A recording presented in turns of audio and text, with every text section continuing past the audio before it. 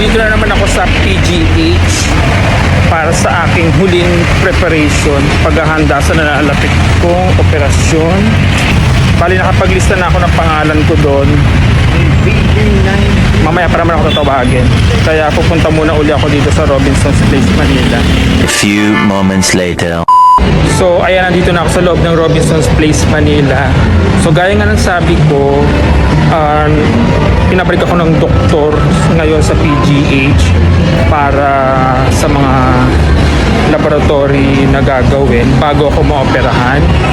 So, nagpalista na ako doon kanina at babalik ako doon maya-maya. In a few days, maoperahan na ako. Bali, in 2 days, i-admit ako. So today is May 5. Sa May 7, i-admit na ako. Then May 9 ang aking operasyon, ang major operation ko.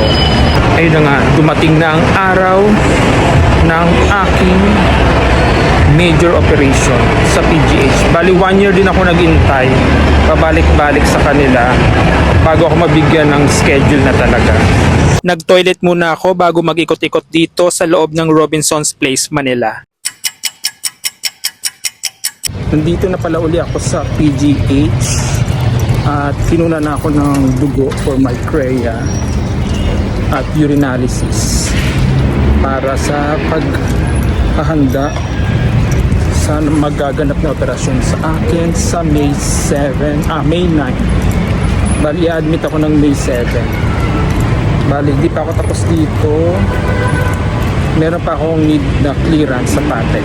A few moments later. So, ayun na nga. Ang tagal ng paghihintay ko sa PGH sa may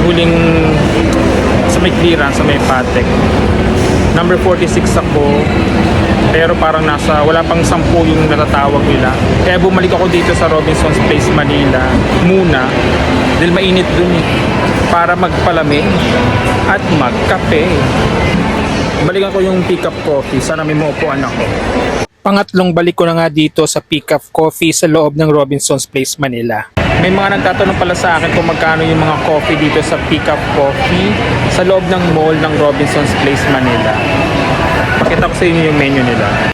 Ayan, sa mga nagtatanong sa previous videos ko, makikita nyo nga dito na less than 100 pesos nga lang ang kanilang mga drinks. Very affordable, diba? Tapos ito namang latest pistachio milk nila ay nagkakahalaga lamang ng 99 pesos. Meron din silang iced fruit teas.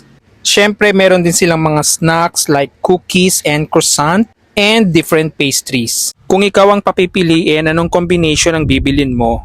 Ako nag-hot cafe latte lang dito sa Pick Up Coffee, Robinson's Place, Manila branch. Ayan, at ginagawa na nga ang aking mainit na cafe latte. At ilang saglit lang ay ready na ito.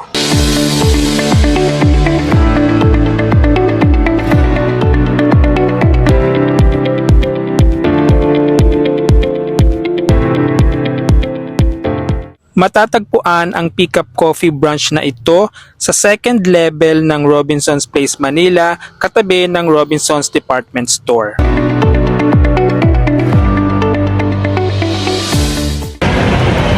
O'clock na ng hapon, so babalik na ako ng PGH, baka tawagin na yung pangalan ako. Bye!